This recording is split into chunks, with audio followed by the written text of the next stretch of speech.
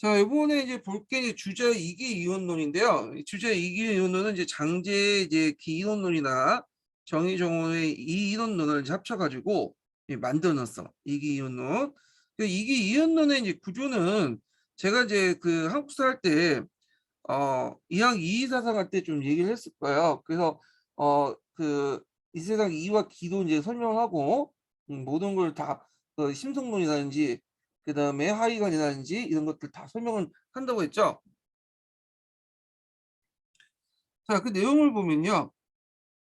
주동리의 이제 태국 도서에 의해서 도가의 허무 사상을 극복한 주자에게 우주론과 존재론은 그 장제 기이론을 거치면서 형상적 세계에 대한 이론을 수립하고 그다음 다시 정의 정오 문제의 이 이론으로 발전했다. 자, 요 과정이 예전에 기출문이 나왔어요. 예전에 그 중국의 사상사 관련된 내용을 할 때 그 주제 이기 이론으로 가는 과정, 장제 사상과 정의의 이 이론론 내용 나왔고요. 자, 남성시대 주인은 이들 바탕으로 도교와 불교의 신비적이고 종교적인 세계관과 완전히 결별하고 이기 이혼론으로 주자에게 대성을 했다. 주자는 이와 기의 관계에 대해서 이가 없는 기는 없고 역시 기가 없는 이가 없다. 그러므로 이가 있으므로 기가 있으니 이는 근본이고 기는 부수적이다. 해서 따라서 이기는 사물 가운데 불가분의 관계를 맺고 존재하는 불가분의 관계로 함께 존재하고 이기는 성질상 구분되며 갇히면서 이가 근본적인 걸 파악했다. 자, 주작은 종래 유교와 달리 한 점은 사회 정치적 원리에 기초로서 인간의 심성을 중요시하고 이에 대한 이론을 발전시킨 데 있다.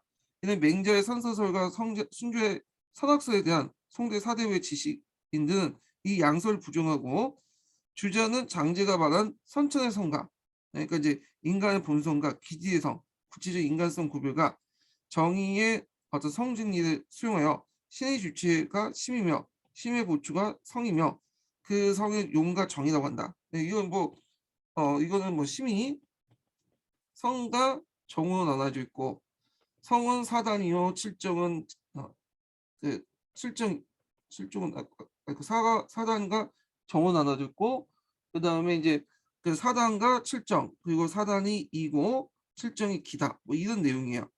심은 성과 정으로 동일한 것이하여 성이 변하면 정이 생기고 칠정이 바로 그것이다. 자, 주자는 유교의 정통적인 덕목인 호재를 인으로 근본이 아니라 이는 이루기 위한 수단으로 봤다. 자, 그래서 이제 주자에 대한 쭉 내용이 있는데 내용을 읽어볼게요. 이건 수양 방법 관련된 내용이에요. 거경 궁리, 건물 취지 이런 내용인데, 자, 주자는 궁극적으로 개인의 도덕과 사회 질서의 수립을 목표로 하는 강한 실천성을 띠고 있다. 그러면 이러한 도덕적 실천주의는 그러니까 여기에서 말하는 도덕적 실천주의는 현실 문제를 개선하는 것보다는 탈레반처럼 탈레반 비슷하다고 보시면 돼요. 어떤 이슬람 원리주의 이런 것들을 시연하는 거야. 어떤 현실 문제를 개선해갖고 뭔가 삶을 더 풍요로운 것보다는 도덕적인 어떤 실천 이런 것들 원리주의, 유교적 원리주의를 강조하는 그런 것들과 비슷하다 이렇게 보시면 돼요. 도덕적 실천주의는 주작 이후 중국 사상이 주 도덕적 실천 방법에 주 문제를 삼고 있다. 그래서 이제 있고 그 다음에 이제 주작은 도덕적 실천의 방법으로 이를 인식하고 그 후에 실천을 강조하는 궁리와 견물치지를 위해서 올바른 인식을 하고 거경을 위한 덕성함명을 중요한다. 그래서 이제 거경궁리, 존천리, 거인욕, 천리를 보존하고 욕망을 제고하기 위해서는 그 수양방법으로 거경궁리를 내세웠고 거경은 마음의 태도를 정하는 거죠. 궁리는 그걸 바탕으로 해서 사물의 이치를 깨닫는 거야. 궁리의 한 방법으로서 건물 취지를 내려요. 건물 취지는 뭐냐? 이건 대학에 있는 구조이죠. 건물이라는 것은 사물 속에 있는 바깥에 있는 사물 속에 있는 그 이를 탐구한 다음에 그걸 통해서 내 마음속의 이를 깨닫는 방법이야. 그래서 그 당시 이제 그 주자는 자기가 문 앞에 있는 대나무를 뚜렷이 본다고 했죠. 그 뚜렷이 봐서 그 순간 깨달아 얻었어. 그래서 대나무의 이치와 나의 이치가 동일하구나. 그래서 대나무의 이치를 알면 이를 알면 나의 그 몸속에 있는 이 성을 깨달을 수 있다. 예, 이렇게 이제 얘기를 하고 있죠. 이 건물 취지는. 자, 그래서 이제 이 건물 취지의 의미가 이런 식으로 이제 대학에는 해석을 하는데 주자가. 근데 뒤에 양명학에서는 좀 다르게 생각해요. 예, 그건 좀 나중에 양명학할 때 좀 얘기할게요. 그래서 주자의 주시주의적 국리는 주로 주지의 근거가 대학에서 이제 구하고 있다. 그래서 이는 복구적이긴 하나 그 내용은 가족과 총락, 국가의 모든 모순을 인식하고 그 모순을 주의적 비판을 구하는 데 있다. 또한 항제를 정점화 사대부 관료대 전제지배 정통성과 대의명분을 강조한 역사학을 통해서 지배자의 정통성과 군신에 대한 대의명분론을 채택하였다. 자, 이에 주작은 사대부의 학문이 되었을 뿐만 아니라 명대에 대한 간하고 채택되어 정치 교육 기본이 인용이 되었고 그 다음에 한국, 일본 등의 주변 국가들에 커다란 영향을 미쳤다. 이렇게 있죠. 자, 그 다음에 이제 요거에 대해서 이제 설명이 좀 안 돼 있지만 그 동아시아 교과서에 그런 내용 있죠. 그 주작이 이제 뭐냐면 성리학이죠. 성리학이 그 중화주의를 바탕으로 하고 있다는 거. 그리고 요것은 그 당시 남성이 처해져 있는 어떤 대외적 배경과 연결됐다는 거 좀 연결시켜서 보시면 돼요. 그때 남성은 외교의 이제 유목민족부터 공격을 받았죠. 금나라나 몽고족이나 원나라부터 공격을 받다 보니까 자존심이 아주 스크래치가 나는 중화주의가 이제 타격을 받았죠. 그래서 이제 성리학을 통해서 주제학을 통해서 일종의 정신 승리를 하기 시작해요. 왜 그러냐면 일단 성리학이 어떤 식으로 하이가를 나누는지 볼게요. 하이가는 예전부터 있었어요. 하이가는 뭐예요?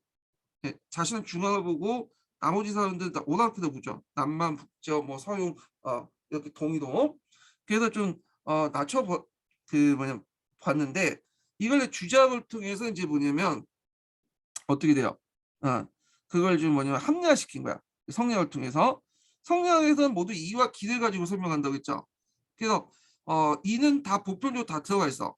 그래서 하나, 이나 다 뭐냐면 보편적 이가 있죠. 근데 왜 하가 생기고 이가 생기면서 차별이 형성될까? 그걸 설명하면 기가 있어. 기가 하는 기가 청하기 때문에 원래 가지고 있는 이가 잘 드러내죠. 그래서 물이 청하면 깨끗하면 그 밑바닥에 있는 그 물고기들 다 보이잖아요. 이가 다 드러내는 것은 하가 되는 거고 오랑캐는 이제 태어날 때부터 기가 탁하기 때문에 밑바닥에 있는 니가 잘 드러내 있지 않아. 그렇기 때문에 얘네는 오랑캐가 되는 거야. 그러다 보면 하가 우등이 되고 이는 열등이 되는 거죠. 그래서 하와 이 간의 이런 계층적인 어떤 개서적인 질서가 형성이 되는 거야. 그래서 비록 지금 우리가 이한테 맨날 당하고 있지만 하 자체가 근본적으로 이보다 더 우수하기 때문에 언젠간 이를 격파할 수 있다. 그래서 우리가 수영을 잘하면 거경을 취하고 그 다음에 이런 것들 잘하면 거경궁리하고 건물 취지하면 수영을 잘하면 이를 격파할 수 있다. 이렇게 이제 주장을 하죠. 그리고 우리가 이보다 더 뛰어난 건 뭐냐? 우리가 명분이 있고 대의명분이 있다. 그 대의명분이나 정통이 있기 때문에 이보다 뛰어나다. 그래서 이제 대의명분이나 정통을 또 강조해요. 주장에서는 이걸 이제 어디로 이제 하는 정치나 뭐 역사나 이런 인식에도 영향을 주죠. 대의명분과 이런 그 주약적인 어떤 그 정통론이 역사에도 영향을 준다. 역사 서술이나 정치를 바라보는 이 시기도 영향을 준다라는 거죠.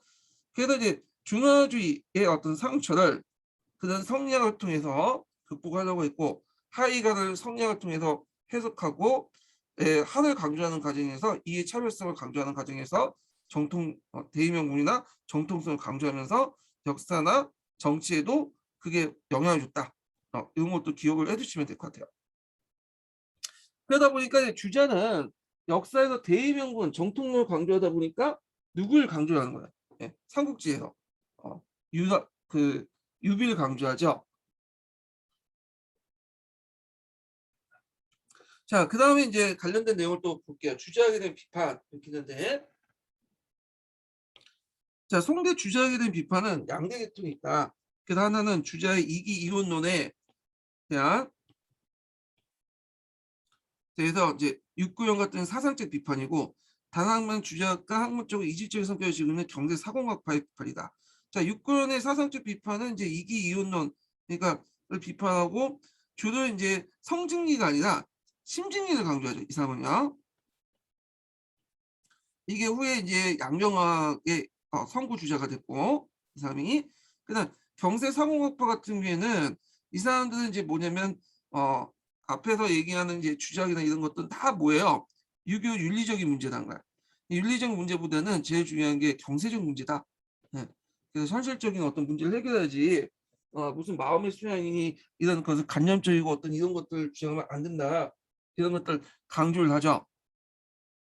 자, 그럼 육구연부터 볼게요. 육구연. 자, 육구연은 주자의 성직리에 반대해서 심직리를 주장했다. 자, 이는 주자의 성에 대신해서 심을 내세운 것은 맹자가 말하는 측은지심이나 양심에 근거하 이를 체계화시킨 거다. 육구연은 주자가 인심을 인욕이라고 하여 도심을 천리라고 주장을 잘못이라고 하고 심은 리와 당연한 것이 하나이지만 심직리죠. 심은 일심이며 또 리 또한 일리고 심리에 들수 심리는 둘이 될 수 없다. 이게 이론론을 내세웠죠.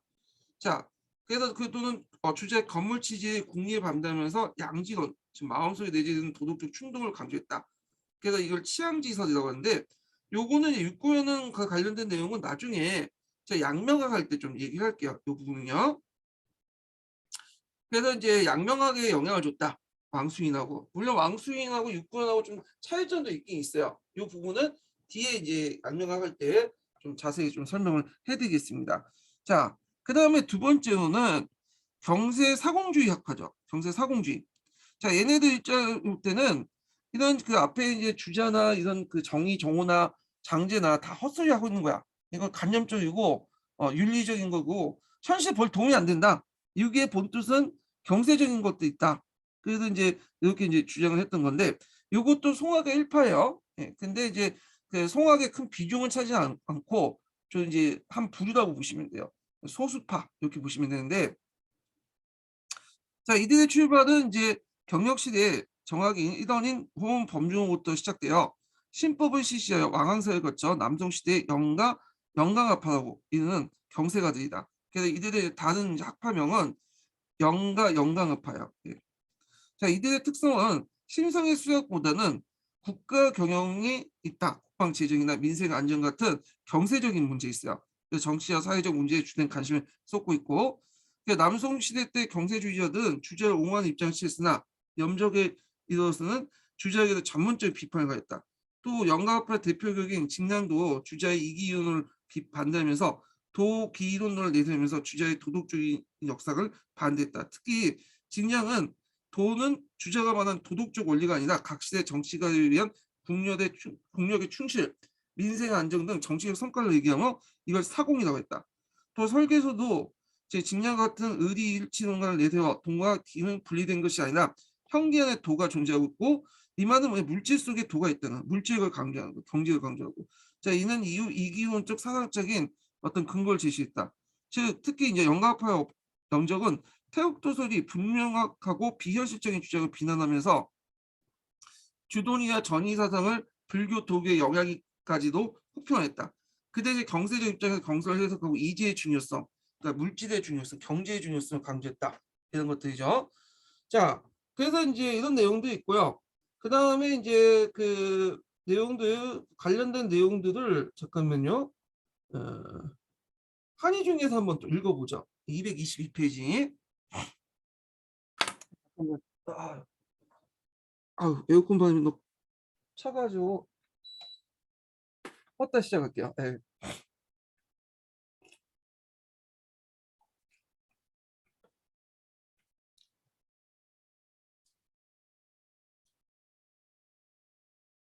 자, 한번 읽어보면요. 자, 사상면에서 주목된 것은 송학 혹은 주자학이라는 불리는 성리학의 등장이다. 자, 현대에서 당대까지 유학은 경전의 작고에 대한 주석을 중심한 홍보학이었지만 이미 사상으로 생명을 잃은 상태였다. 대신 남북조와 수당에 거쳐서 불교가 사상계의 주를 이었고 성리학은 불교, 특히 선종의 영향을 강하게 받았음에도 오히려 불교를 비판함으로써 유학의 사상성을 회복하려고 했다. 그래서 이들 신유학이라 부르기도 했다. 북송의 오자, 즉 송, 주도니, 장제, 정오, 정의의 학문적인 어떤 사상을 거쳐서 성리학을 대성시킨 사람은 주의였다. 그래서 그 주의가 옆에 있죠. 남성의 사상가이면서 강소성 시조 출신으로서 1148년에 진사가 되었고 정호 정의와 주돈이 장제의 학사를 집대성하여 채택해서 북송일의 성리학을 집대성했다. 유교 경전 주도 달았고 예기의 편명이었던 중용과 대학을 사서에 편식시켜 중시했다.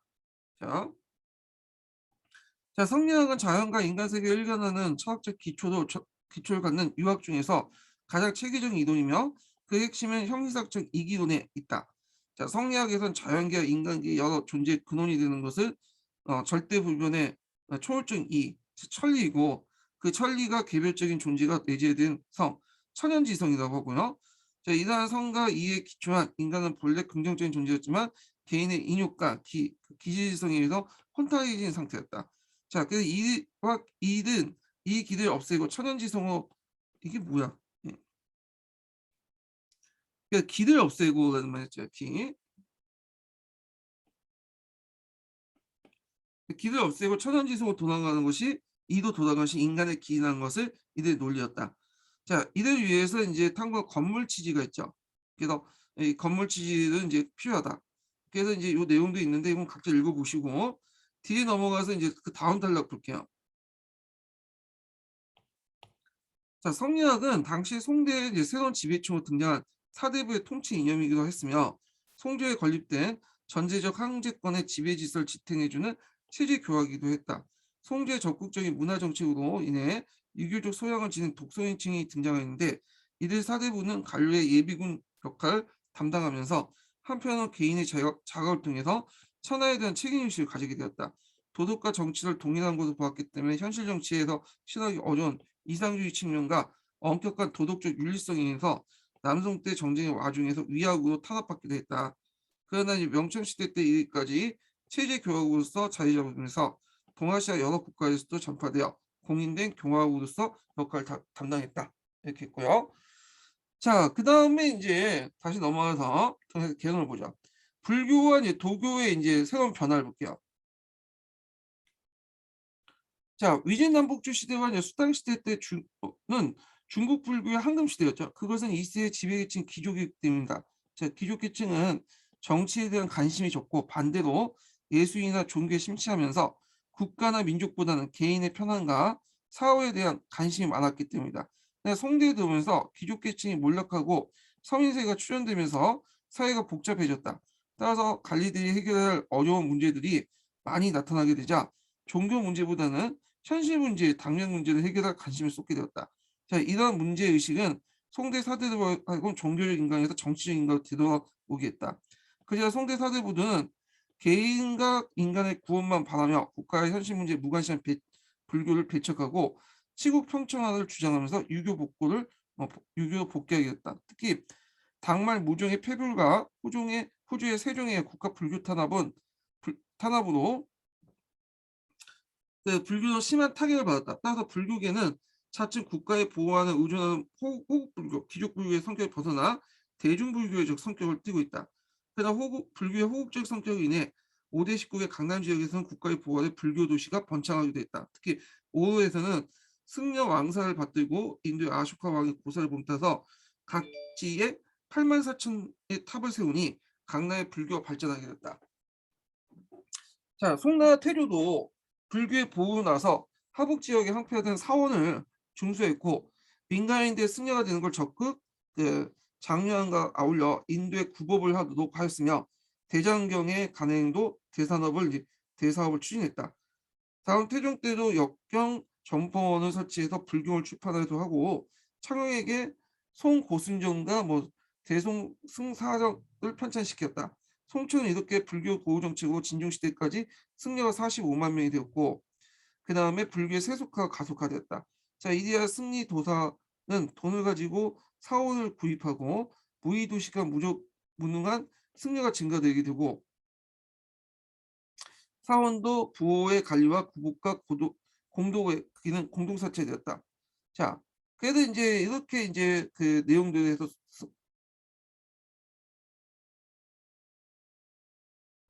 자, 이렇게 불교 타락했던 그 모습을 적어놨고요. 송나라 때 들어와서. 자, 그 다음에 이제 뭐 이렇게 있고 그 밑에 왕실에서는 불교를 중종할 줄 몰라도 사대부들은 불교를 별로 안 좋아했어요. 그래서 불교와 결별을 하려고 했죠. 물론 불교의 영향을 많이 받았긴 받았어요. 예. 참 그래서 이제 있는데 그 유학자는 불교의 좋은 점만 쭉쭉 빼놓고 이론적인 것도 빼놓고 이런 것도 이제 불교와 이제 결별하기 시작하죠. 예. 이론의 영향을 받으면서도.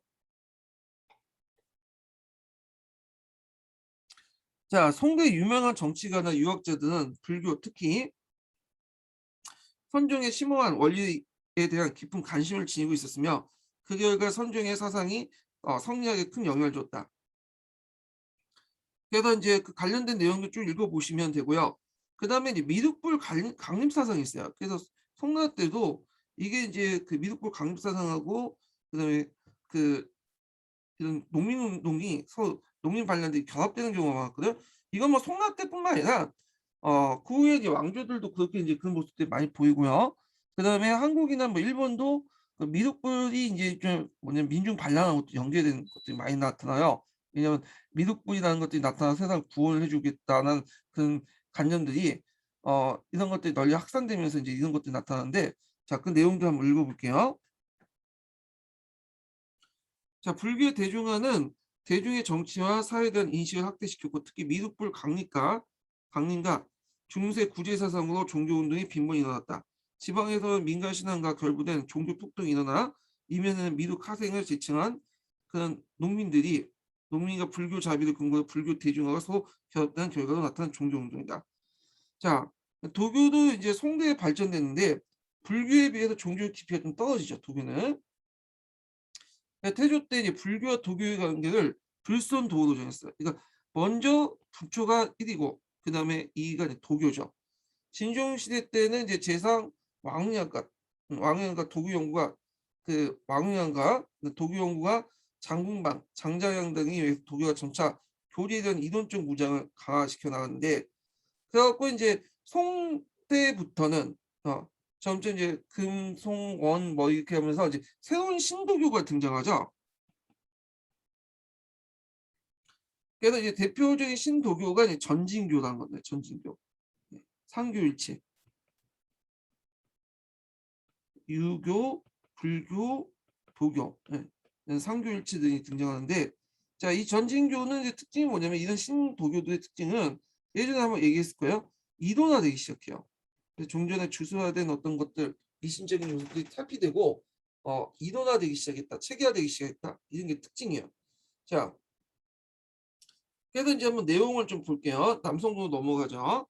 자, 남송 시대에는 금이 정복한 하북 지역에는 도교가 국가 보호하되 발전돼 전진교, 태유교, 진천도교 등 3대 교파가 흥했고 남송에서는 정일교와 삼총파들이 발달했다.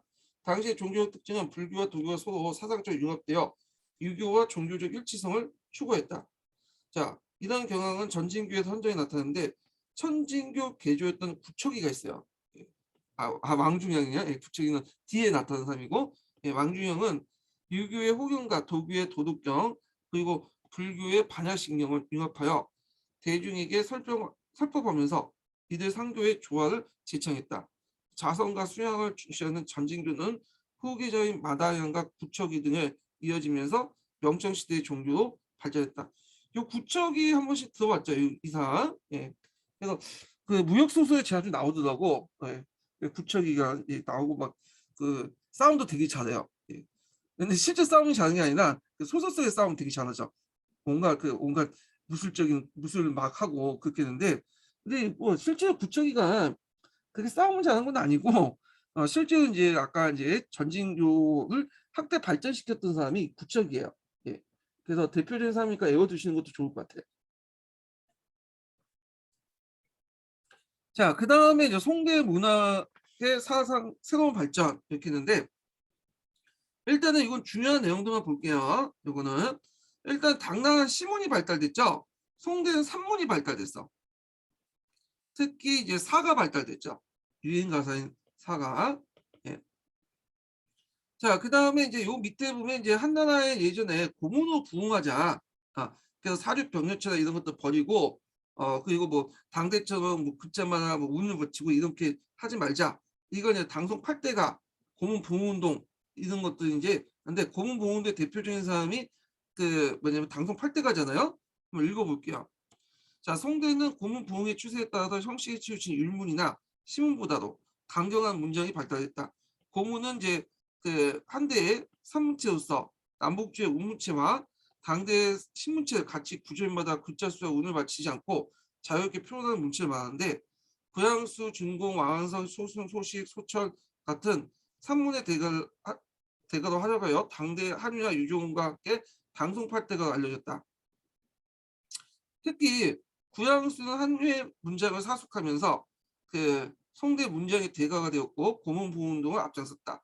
송대는 이와 같이 산문이 발달하게 되면서 서민사회 발전에 따라 기족적인 시문이나 논문보다 산문이 발달했던 사회적 분위기가 성숙되었고 과거 시험도 산문체 답안을 작성하도록 한 적도 있다. 특히 주제학의 발달로 산문체가 철학적인 사상 표현에서 접합하기 때문이다. 그래서 주제학이 발달되면서 이제 시문보다는 중국의 경학을 강조하게 돼요. 그래서 나중에 이제 명청 시대 때 팔공이나 이런 것들 이제 과거 시험도 시문보다 경학을 강조했던 게 그는 송나라 어떤 분위기, 송학의 학대, 성리학의 학대 이런 거와 연결시켜서 좀 같이 보시면 될 것 같아요. 자, 그다음에 5대에 발달된 그 장르 사, 시극, 소설, 서민문학도 발달됐죠. 특히 이제 사가 이제 발달되는데 앞에 사가 산문하고 연결되는데 이게 아니다.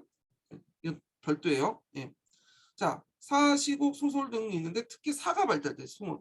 네. 그리고 시곡이나 이런 극은 원곡이라고 이제 하죠. 원나라 때 발전됐고, 이거는 소설도 이때 발전했죠. 특히 더 발달된 건 명청 때 발달했죠.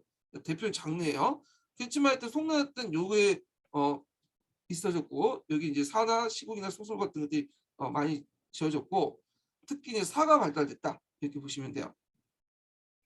자, 그래서 이제 이런 것들은 송대에 거쳐서 계속되어 후세까지 영향을 주었다. 예. 그래서 이제 국어체 문장들, 산문과 민간의 어떤 세속 가요를 받아들여 운문은 일반 서민들이 예독하면서 송사의 근원이 됐다. 그러니까 쉽게 말하면 유행 가사 이렇게 보시면 되겠죠. 그래서 사는 시의 형식에 구애되지 않고 새로운 운문과 비파 반주를 맞춰서 노래하는 가사다. 예. 그래서 위로는 공중이나 고위관료부터 아래로는 민간의 주주, 예. 술집이나 기방까지 널리 예창되었다. 이렇게 있고요. 그 다음에 이제 그 밑에는 뭐 파들이 있어. 감성시대 백화사파, 뭐 경륜사파 있는데 넘어가고, 예, 이거는 문학하고 관련되니까 넘어갈게요. 그 다음에 이제 그 국어체 소설도 널리 유행했죠. 사회 유행과 함께 불교 대중화 인쇄수의 발달 심의와 일반 서민층에 널리 퍼져나왔다. 특히 태종 때 한 대부터 5대까지 소설을 모은 태평강기가 정부에 출연됐고요. 그 외에도 이제 그 시곡도 발전됐죠. 작극이라고 하는. 그래서 북송시대 때는 여흥을 돕기 위해서 할기가 널리 유행됐는데 이는 남송 때 가서 창곡이 첨가되어 연극으로 발전되었다. 특히 도시에는 와자, 아까처럼 극장가가 있었고 연극에서 이제 상영됐으면 시곡은 그 원대에 가서 크게 발전됐다. 예. 그래서 이제 이런 극장 시곡은 원곡이라 할 만큼 원대에서 발전되는 예전에 말했을 거야. 원나라는 몽골족이 지배했던 국가잖아. 이민족도 많고. 그러니까 얘네들은 복잡한 뭐 글을 읽거나 뭐 이런 것도 별로 안 좋아해. 보이는 걸 되게 좋아하죠. 그러다 보니까 시극이 그다음 원대에 발전됐다 이렇게 보시면 될 것 같아요. 자, 그 밑에 이제 뭐 시와 관련된 내용인데 한번 그냥 각자 보시고 이거는 그 다음에 쭉쭉 넘어가서 거기 역사와 관련된 내용을 볼게요. 예, 역사의 발달. 예. 자, 역사학 발달 관련돼서 예전에 기출문제 나왔던 게 뭐냐면 자치통감이죠.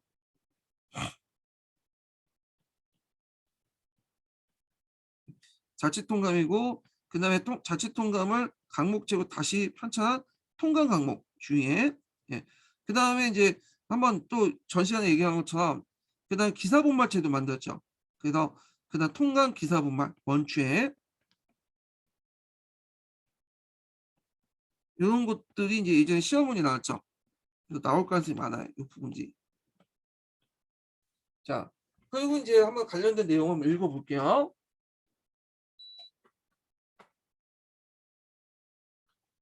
자, 송대는 역사학 분야에서 갈목한 진전이 이루어졌다. 성인사회와 문신 관료체제의 확립으로 역사에 대한 깊은 통찰력을 갖게 되었다. 그 이후에 유학의 발전과 함께 황제 독재체제에 대한 정통성과 군신의 명분, 의리를 강조한 춘추학이 역사 발전에 큰 자극을 주었다. 자, 이에 따라 구양수는 신당수와 신오대 사의 고문, 신오대사를 고문으로 훔쳐 쓰면서 인간의 어떤 도덕적 가치를 강조하면서 군신의 의리관계 역점을 뒀고요. 특히 송문화의 국수주의 성격은 역사학에 잘 반영되어 있는데 중국인의 문화적 우월성을 속을 역사 속에 구하려고 했다. 그리하여 과거 중국 역사에서 하나의 세계를 체계적으로 정리하여 포괄적으로 이해하는 노력이 필요함에 따라서 역사 기록의 분량도 엄청나게 확대됐고, 그 다음에 이제 사마강이 자치 통감을 썼죠. 이 자치 통감은 사마강이 이제 그 자치 통감은 사마천의 사기의 기전체를 비판하면서 편년체 도입을 했어요. 그 통시대적인 어떤 역사를 기술했다. 그래서 이제 이 사마강의 자치 통감은 기전체가 아니라 편년체고요. 그 다음에 단대사가 아니라 통사야, 통사. 자, 그 자치통감은 전국시대부터 송이 건국하기 직전까지 역사를 객관적으로 짜임새 있게 서술했다. 제왕이 정치하는데 겨울처럼 들여다보는 책이 있다는 의미에서 저자의 철학과 역사의식을 잘 드러낼 수 있다. 자, 요거는 이제 통감이라는 것은 거울에 비춰서 역사를 거울처럼 붙여갖고 지금 현재를 반성한다. 이런 것들이 주로 왕이나 이제 사대부들이 읽으려고 이제 쓴 게 자치통감인데, 요게 역교론에서 뭐하고 연결시켜서 나오냐면 교훈적 역사관과 연결시켜서 나와요. 교훈적 역사, 통감류의 책들에 대해 교훈적 역사관은 연결돼 있죠. 그래서 있고 역교론에서도 한번 그 관련된 내용들이 한번 나올 수 있으니까 좀 기억을 해두시고요. 자, 자치통감의 그 출연은 다른 역사에서의 필요 없다, 다른 역사서가 필요 없다고 할 정도 명조로 널리 익히게 되었을 뿐만 아니라 통감의 자극을 받아서 주의가 통감 강목을 이제 편찬하죠. 예, 통감 강목. 이것도 그 자치통감 나올 때 잠깐 나왔죠. 뭐하고 나왔어요? 삼국을 정통을 뭘로 볼 것이냐. 그래서 보통 자치통감에서는 겉으로 무통이라고 하지만 실제로는 위를 정통받죠. 근데 이에 반해서 통감 강목에서는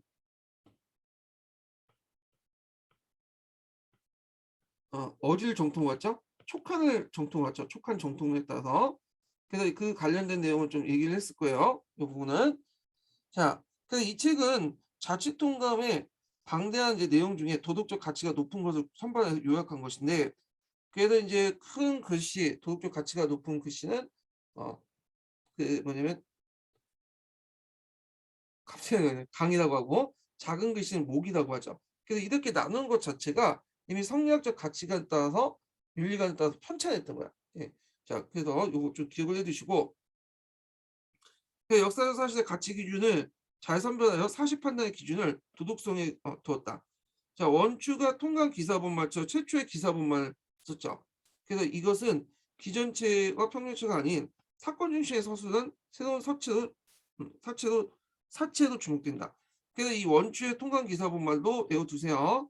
이것도 기출에 언급됐었어요. 최초의 통감 기사본말치고 그 뭐냐면 사건 중심이다. 예. 사건 중심이고 사건의 인과관계를 강조를 했죠.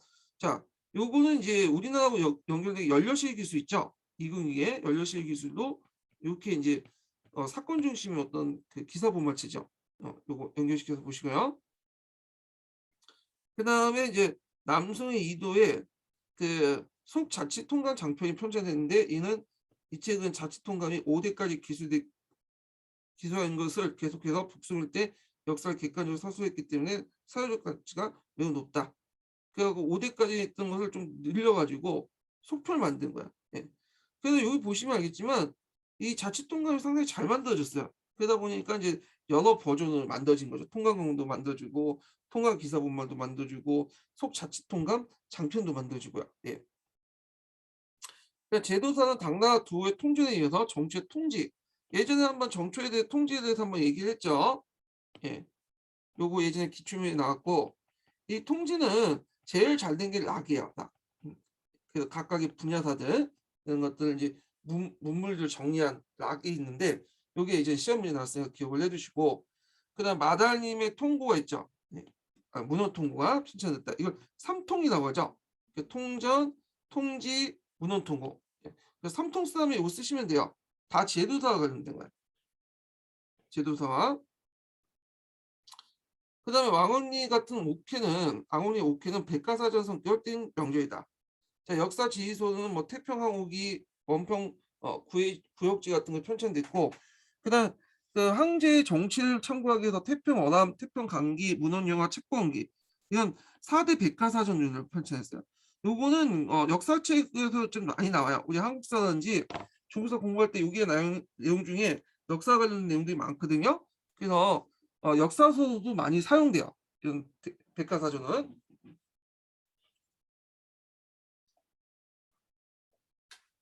자, 그다음 미술과 공예인데 그냥 관심 있는 부분만 보세요. 이거는. 예. 다만 이제 좀 눈여겨볼 게 뭐냐면 앞에서 언급했던 시종이라는 사람 있죠. 이 시종은 되게 정치적인 능력은 부족했어요. 근데 예술적 재능이 되 뛰어났어. 라원의 원생에게 부다를 비롯해서 인물 산수, 뭐 화조화 등의 합법을 연구시키고 자신도 그림을 잘 그려서 도구들 나왔어요. 그러니까 이 사람은 황제로 태어난 게 아니라 예술가로 태어났어야 돼. 예. 그러니까 황제로 태어난 게 좀 그런 거죠. 황실에 태어났고 황제가 된 게 좀 이 사람한테는 좀 안 맞는 거야. 이 사람이.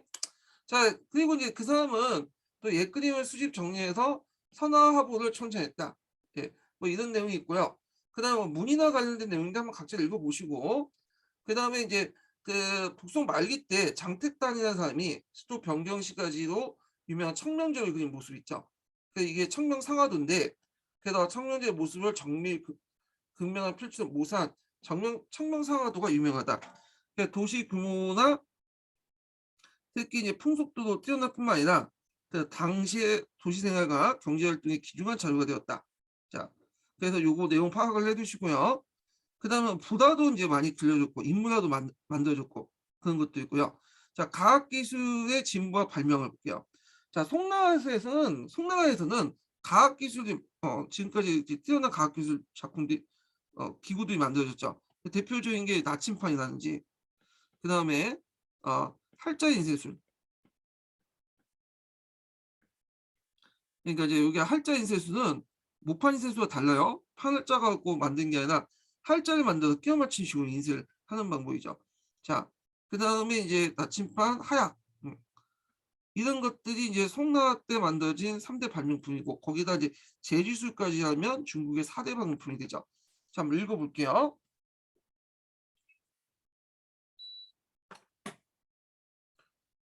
자, 송대의 이제 과학기술은 인쇄술 발달과 밀접한 관계가 있다. 중국의 출판 문화는 송대에 시작하여 발전했는데 도시 출판의 질과 양에서 송대의 획기적인 전환점이 되는 시대였다. 그런데 도서 출판을 위한 인쇄술은 제지기술과 문방구주, 목판과 할판 인쇄술 기술이 뒷받침해야 되어야 했다. 그래서 송대의 이제 할판 인쇄술 발명은 인종 경영 연간에 필승이 처음 공의할자를 만들어서 비롯됐다. 이 공의할자는 대량의 서적 출판의 편리하게 이용됐고 다시 나무할자가 개량돼서 할판 인쇄 기술에 큰 역할을 했다. 그래서 이제 송나라 때 공의할자가 만들어졌어요. 공의할자는 어떤 식으로 만들어졌냐면 이게 점토할자예요. 그래서 진흙하고 악효가 섞여갖고 할자를 만드는데 근데 이제 이게 이제 신갈의 이제 수필지 몽개 필담을 만들 때 이제 그 자세히 기록돼 있다고 하거든요. 근데 이게 문제점이 있어. 이 점토 할자는. 그러니까 최초의 할자라는 데는 의미가 있지만 왜 문제점이 이 점토 할자를 만들다 보니까 이게 많이 찍다 보면 뭉개져요. 할자가. 네. 그래서 이제 이걸 좀 보완하기 위해서 목할자를 만들죠. 목판이 아니라 할자로서 이제 목재를 사용 때문에 목할자가 하는데 이것도 뭉개지죠. 그래서 이런 것들을 개선시킨 게 뭐냐면 우리나라가 이제 최초 만든 그 금속활자죠. 예. 그 금속활자는 활자는 중국에서 처음 만들었지만 그걸 활자를 금속을 이용해서 만든 건 우리나라야. 예. 금속활자. 그래서 이제 3종 고급 예문이 처음 만들어졌죠. 이걸로 해서 얘 관련돼서 예전에 기출문에 나왔던 거죠. 그래서 이 금속활자는 구텐베르크의 금속활자보다 400년 없었다고 그래. 예. 대단한 거죠. 하여튼 할자 자체는 뭐냐면 송나라에서 처음 만들었다. 이렇게 기억을 해주시면 될 것 같아요. 자, 그 결과 이제 11세기 때 종래와는 비교가 안 되는 대량의 도서가 출판했는데 정부는 유교 경전을 비롯해서 역사서, 철학서, 법전과 자연과학에 관한 서적들을 다수 출판하여 중앙과 지방간청에 보급되었다. 그때 이제 만들어진 우리나라도 큰 영향을 미친 농사지교가 이때 만들어졌어요. 농사지교는 1500부로 간행했다고 하는데 이는 할판 인쇄술 기술이 아니고선 도저히 이제 불가능한 것이다. 자, 그래서 이제 이 밖에도 송대는 사대부 관료사의 발전 후 개인의 문집이 많이 출판되었다. 자, 이와 같이 독서 출판을 가능케 했던 것은 또 제지 기술의 발전과 밀접하게 갖고 있는데 관련돼 있다. 그래서 이제 송대 제지법의 중심지를 보면 송도의 촉전, 소주의 체전, 신성의 선지가들이 유명하다. 그래서 이제 이런 내용인데 뭐 이런 거는 각자 읽어보시고, 그 다음에 이제 또 각지에서 서점이 등장했죠. 그래서 특히 소주, 성도, 건양 등에서 모든 제지의 명성지면서 인쇄업의 중심지가 되었다. 그래갖고 이제 뭐 이런 서점이 이제 각지에 등장을 했다는 거. 그 다음에 또 화약 관련된 내용을 보죠. 화약. 화약은 처음에 누가 만든지 모르고 있는데 이게 뭐 기록에 보면 한나라 때부터 만들었다고 돼요. 예. 그래갖고 이제 왜 만들어졌냐면 그 당시 도교에서 처음에 나오는데 도교에 보면 그 뭐냐 불교 장생 사상은 이제 있잖아요. 도교에.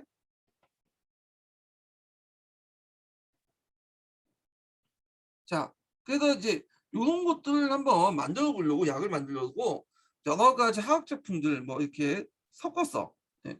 그래갖고 이제 하다가 우연하게 발견된 거야. 예. 우연하게. 그래갖고 이제 여긴 당대라고 하지만 뭐 한나라 때도 만들었다는 설도 있고 있는데, 근데 그때까지는 이걸 무기로 사용하기보다는 그냥 이제 중국 애들이 좋아하는 게 뭐예요? 그 축포 같은 거 있죠. 막 기념일 때 막 팍팍 터트리고, 예. 그런 걸로 이제 사용했어. 그러다가 나중에 이제 송나라 때 들어와서 그 당시 이제 뭐냐면 이민족을 이제 쳐들어온 거 유목민족 격파하기 위해서 이 하양 무기를 이제 본격화시킨 거야. 왜냐면 유목민족들이 말 타고 들어오면 어떻게 해서 얘들이 이제 거기 그 앞에 오기 전까지 하양 무기를 이용해 갖고 하를 쏘거나 돌멩이 날려갖고 깨부시는 게 낫겠죠. 그래서 송나라 때부터 이제 뭐냐 하약이 무기로 사용하기 시작했어요. 이게. 자, 그럼 내용을 이제 볼게요. 하약을 처음 발명한 사람 누군지 분명치 않으나 당대 이제 방사 도교 쪽에 있는 애들이죠.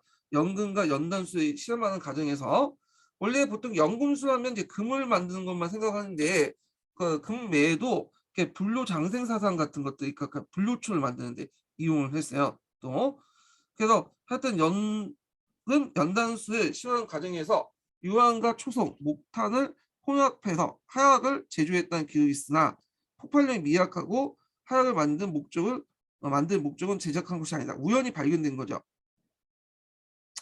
자, 당나라는 원시적인 학위를 출연한 건 출연 사실이 송인이 노진의 편찬한 구국지에 보이는데 하약은 송대에 와서 이제 본격적으로 개발됐죠. 네, 그 당시 유목민족을 격퇴시키기 위해서 그 인종의 강종 원년에 중국랑이 편찬한 병서 그 무경 총요에는 하약 제조법이 자세히 기록되어 있다.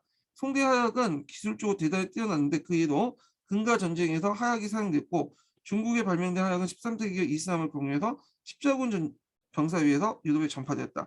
이 하약을 또 원나라 몽골족들이 또 받아들였어. 몽골족의 특징은 싸우다가 적군이 나보다 뛰어난 것이 있으면 다 받아들여요. 그래서 중국과 싸우다가 하양무기 보고 이 하양무기를 적극적으로 이용해야겠다. 그래갖고 몽골족들이 서방 원정이나 이런 데 잘 이용했죠. 정복 사업에.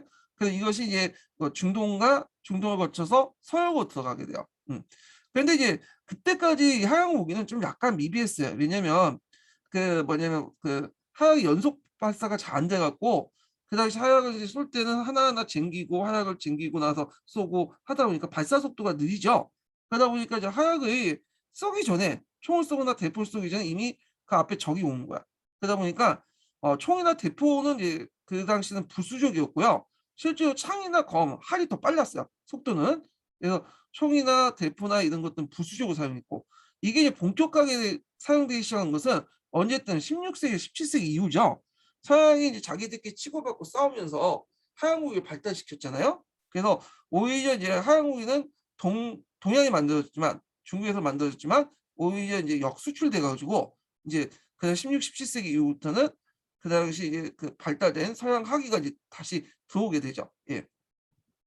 그러면 냉병기가 아니라 열병기 시대로 이제 들어서게 되는데, 자, 하여튼 그 다음에 나침판을 보죠. 나침판은 송대에서 발명됐는데 이를 이용해서 항해한 사실이 남송말 주욱에 편찬한 평주 가담이라는 책에서 자세히 나왔다. 이때 나침판은 자석의 침을 물 위에 띄어서 방향을 표시하는 유치한 단계였으나 나침판에서 귀신은 충분히 감당했다.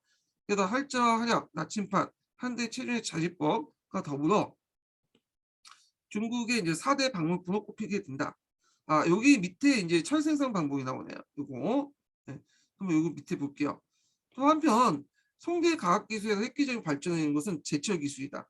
자, 북송시대 때 서북방 요와 서와 대치하였고 오병에 의해서 다수의 군군이 이 지역에 배치되었으므로 국가가 막대한 수량의 무기를 직접 공급하였다. 자, 이 밖에도 서민생활의 향상과 상업생산의 발달로 필요한 농기구, 학배주조, 토목공사 등에도 많은 양의 철이 필요했는데 철 생산의 방법 코코스를 이용했다. 자, 이 코코스라는 것은 언제 발견됐어요? 19세기 때 영국에서 발견됐죠.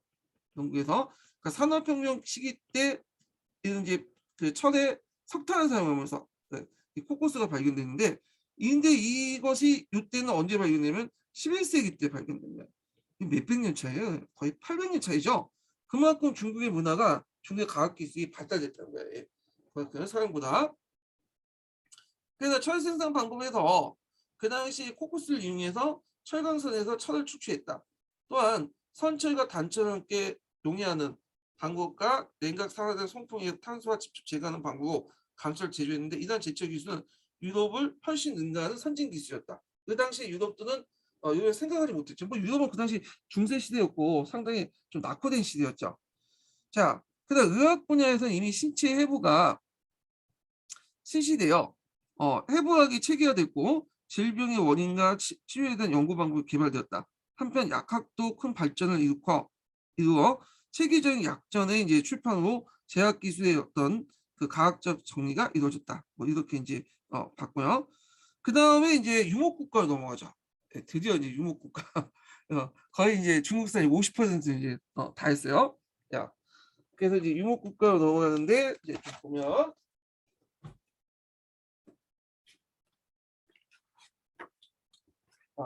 잠깐만요.